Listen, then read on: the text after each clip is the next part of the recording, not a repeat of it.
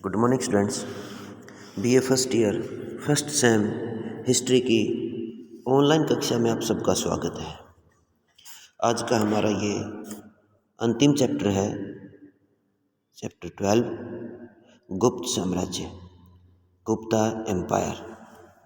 मौर्य साम्राज्य के पतन के बाद उत्तरी भारत में कुषाण और दक्षिण में सातवाहन दो प्रमुख राजनीतिक शक्तियाँ उभरी।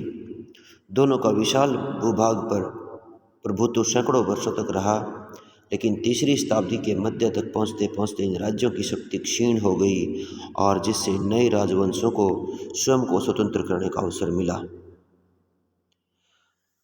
आधुनिक राजस्थान, हरियाणा, हिमाचल प्रदेश, पंजाब के क्षेत्रों में मालव, योद्धे, अर्जुनायन, पुणिंद, मद्र और आभीर इत्यादि गणराज्यों ने कुषाणों तथा शकों की कमजोरी का लाभ उठाकर अपने आप को स्वतंत्र किया। जैसे मथुरा और कई अन्य स्थलों पर नागवंश के शासकों ने कुषाणों से सत्ता छीनी। पूर्वी भारत यानी मगध में गुप्त राजवंश का उदय हुआ। दक्षिण में सातवाहन राज्य के हराकर वाकाटक से आज का विदर्भ क्षेत्र बोलते हैं। तटीय आंध्र प्रदेश में इक्ष्वाकु, कर्नाटक में कदंब जैसे राज्यों का उदय हुआ। शुरुआती दौर में इन्होंने विवाह कूटनीति अपनाकर अपनी स्थिति को मजबूत किया और बाद में समुद्रगुप्त के समय विजय अभियान चलाए और भारत के छोटे छोटे राज्यों को कुचल करके एक बड़े गणराज्य को इन्होंने स्थापित किया। तो सबसे पहले हम अध्ययन करेंगे कि गुप्त साम्राज्य की स्थापना और विस्तार में यानी इनका प्रादुर्भाव कैसे हुआ, गुप्त वंश कैसे था और कहाँ से आया। गुप्त वंश की वंशावली के बारे में विद्वानों में बड़ा मतभेद है।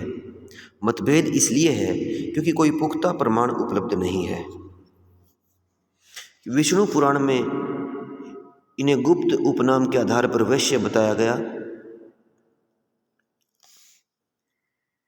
जबकि कौमुदी महोत्सव का उदाहरण देते हुए इन्हें शूद्र बताया गया। चंद्रगुप्त मौर्य का प्रधानमंत्री विष्णुगुप्त और गुप्तकालीन ज्योतिषी ब्रह्मगुप्त दोनों ही ब्राह्मण थे। तो काशी प्रसाद तो इनको ब्राह्मण भी मानते हैं। काशी प्रसाद जायसवाल चांद्र व्याकरण के आधार पर इनको जाट जाति के मानते हैं। तो इनके बारे में मतभेद है। कोई भी विचार पूर्णतः विश्वसनीय नहीं है, लेकिन कुछ आधुनिक इतिहासकारों का तर्क अधिक ठीक लगता है।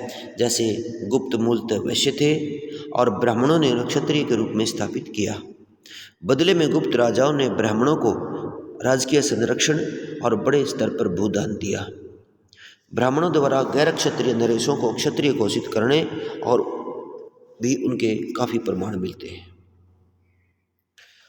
इनके बारे में जो प्रारंभिक इतिहास है, इनके वंश के तरह ही इनके प्रारंभिक इतिहास के बारे में भी विवाद है।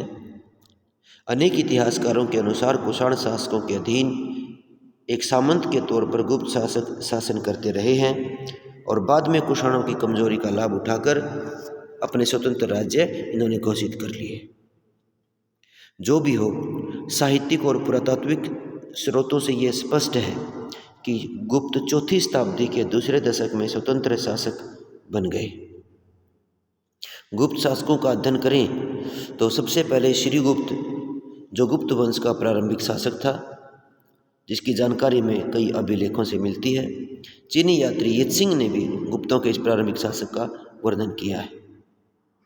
लगता है ये पूर्ण स्वतंत्र शासक नहीं था, केवल महाराज की उपाधि धारण की थी। इसके बाद घटोत्कच, श्रीगुप्त का उत्तराधिकारी घटोत्कच था। इसके बारे में भी अधिक जानकारी नहीं है। स्कंद गुप्त के अभिलेख रीवा, जो मध्य प्रदेश से प्राप्त हुआ, उसमें गुप्त राजवंश की वंशावली का प्रारंभ श्रीगुप्त ने न करके घटोत्कच से किया गया। लगता है कि यह भी पूर्ण स्वतंत्र नहीं था और इसकी उपाधि भी महाराजा की ही थी। तीसरा चंद्रगुप्त प्रथम, जो 319 से 334 ईस्वी में हुआ, इस वंश का पहला शासक था जो स्वतंत्र था। तभी से गुप्त सम्मक की शुरुआत मानी जाती है। चंद्रगुप्त ने महाराजा धीराज की उपाधि धारण की। गुप्तों की पारंपरिक वंशावली से पता चलता है।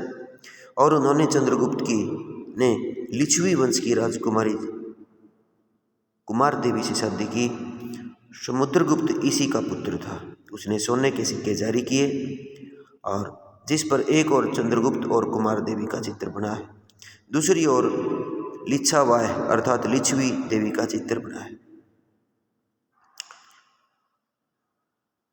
इस परिस्थिति का लाभ उठाकर गुप्तों के अलावा वाकाटक और नाग शासक भी शक्तिशाली बनकर अपने राज्य में उभरे और 300 ईस्वी के आसपास नाग शासक भवनाग की पुत्री का विवाह वाकाटक युवराज गौतमी पुत्र से हुआ। वाकाटक और नागों के बीच संबंध को पड़ोसी राजाओं ने खतरे की घंटी माना और स्वयं को सुदृढ़ करने के लिए गुप्त शासकों ने मगध के लिच्छवी राजवंश से मैत्रीपूर्ण संबंध स्थापित किए। इस संदर्भ में चंद्रगुप्त और कुमार देवी की शादी को देखा जा सकता है।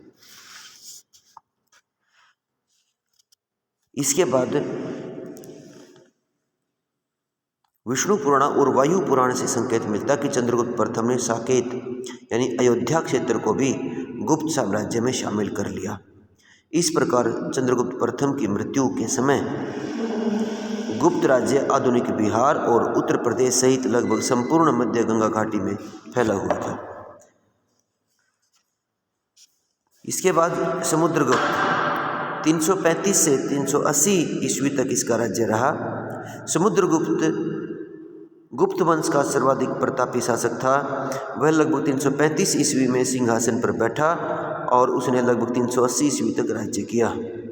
सिंहासनारोहण की यह जानकारी और समुद्रगुप्त की पूरी विजयों का वर्णन इलाहाबाद स्तंभ लेख से मिलता है। अभिलेख में वर्णन है कि महाराजा धीराज चंद्रगुप्त प्रथम ने बड़े भाव विभोर से अपने पुत्र समुद्रगुप्त को अपना उत्तराधिकारी घोषित किया। जैसा कि ऊपर बताया गया है कि समुद्रगुप्त लिच्छवियों का दोहित्र था। वो गर्व से कहता था कि लिच्छवियों का चंद्रगुप्त के दरबार में काफी प्रभाव था।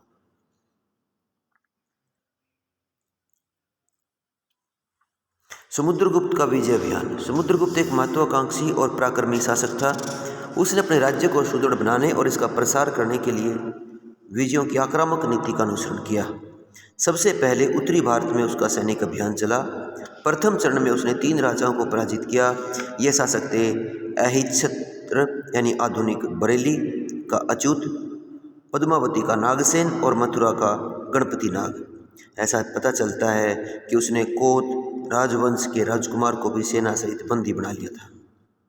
समुद्रगुप्त की साम्राज्यवादी महत्वाकांक्षा का सबसे बड़ा निशाना ये नाग शासक इसलिए बने क्योंकि एक तो इनकी सीमाएं गुप्त राज्य के साथ लगती थी और दूसरा नाग भी अपनी शक्ति को बढ़ाने में का प्रयास कर रहे थे। इसलिए सबसे पहले साम्राज्य विस्तार की महत्वाकांक्षा को पूरा करने के लिए इनको कुचलना जरूरी था। दूसरे चरण में नाग शासकों को हराने के बाद उनके राज्य का विलय गुप्त राज्य में नहीं किया गया, क्योंकि प्रयाग प्रशस्ति की 21वीं पंक्ति से ये पता चलता है कि राजाओं को पुनः पराजित किया गया और उनके राज्यों को समुद्रगुप्त ने अपने राज्य में मिला लिया गया।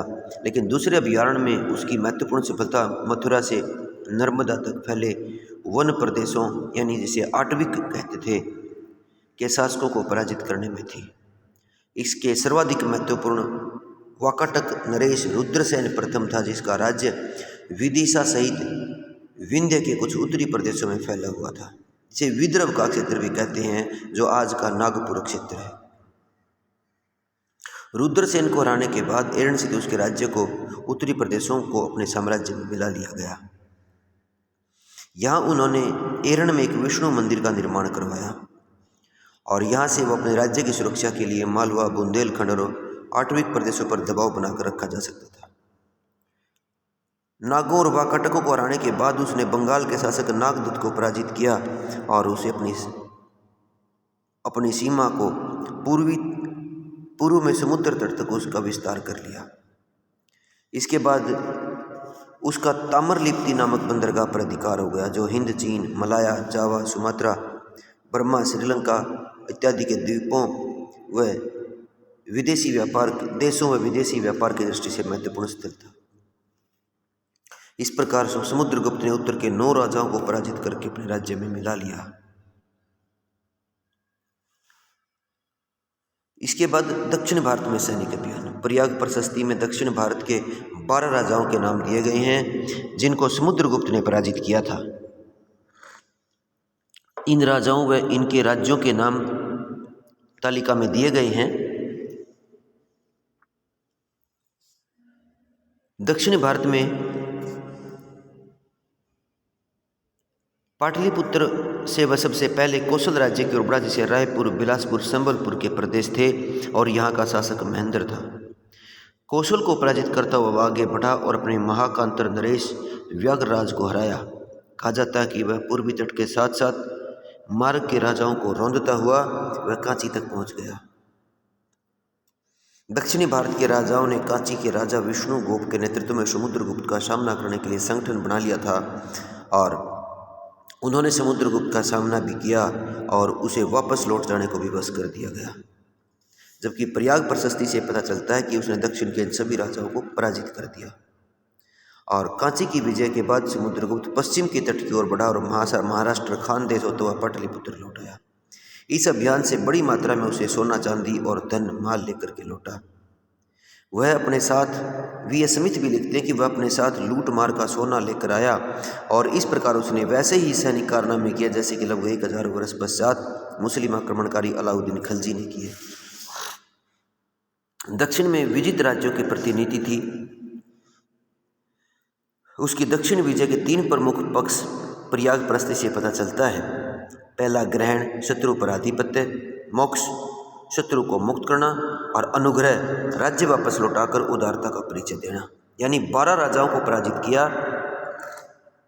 उनको पहले बंदी बनाया गया और बाद में मुक्त करके उनके राज्य को लौटा दिए गए। ये उनकी नीति, बल व शक्ति प्रदर्शन के माध्यम से दक्षिण के राजाओं से धन दौलत वसूलना था।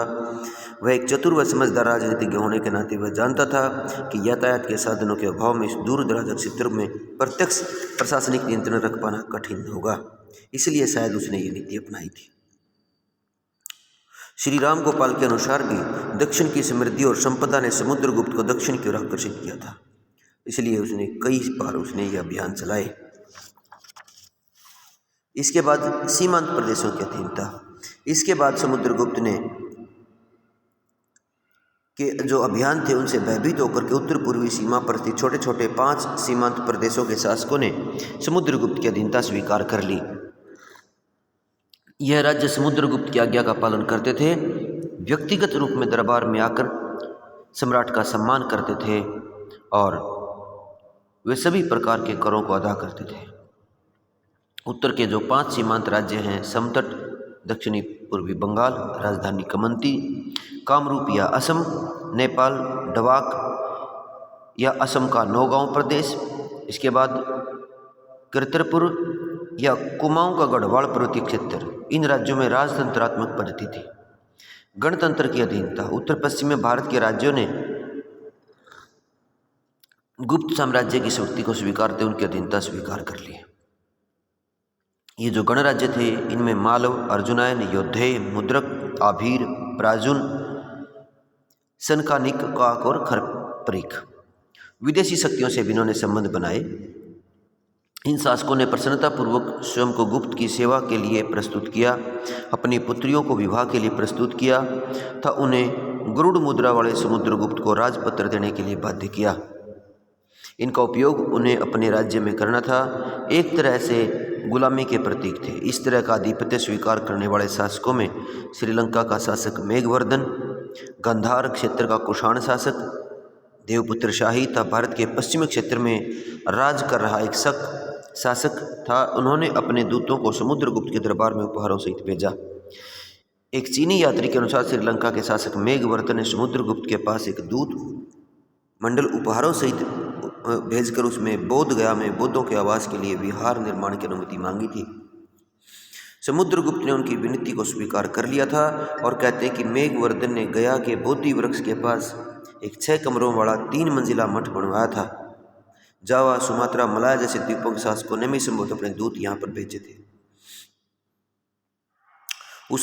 समुद्रगुप्त ने प्राचीन हिंदू राजाओं की परंपरा का अनुसरण करते हुए अश्वमेघ यज्ञ का आयोजन किया, जिसमें बहुत बड़ी बड़ी संख्या में स्वर्ण मुद्राएं जारी की गई। इन मुद्राओं पर एक और यज्ञ के अश्व का चित्र और दूसरी ओर अश्वमेघ पराक्रम अंकित था। समुद्रगुप्त को भारतीय नेपोलियन की संज्ञा दी गई। जो हेतु का, क्योंकि दोनों युगों और भौगोलिक परिस्थितियों में अलग अलग अंतर थे। नेपोलियन फ्रांस का एक योद्धा था जिसने यूरोप में अपना प्रभुत्व स्थापित किया था। फिर भी समुद्रगुप्त को भारत का नेपोलियन कहा गया, ऐसी धारणा है। चंद्रगुप्त द्वितीय अथवा विक्रमादित्य गुप्त की समुद्रगुप्त वंशावली में चंद्रगुप्त का नाम मिलता है। सांची के अभिलेख में उसे देवराज तथा वाकाटक लेखों में उसे देवगुप्त कहा गया। शायद उसकी ये उपाधियाँ रही। अभिलेखों में उसकी माता दंत देवी मिलता है। चंद्रगुप्त अपने पिता की अकेली संतान नहीं था। एरण अभिलेख से समुद्रगुप्त के बहुपुत्रों पौत्रों का उल्लेख मिलता है। फिर भी चंद्रगुप्त द्वितीय अथवा जिसे विक्रमादित्य के नाम से जाना गया, इसका अध्ययन हम अगली वीडियो में करेंगे। तब तक के लिए धन्यवाद।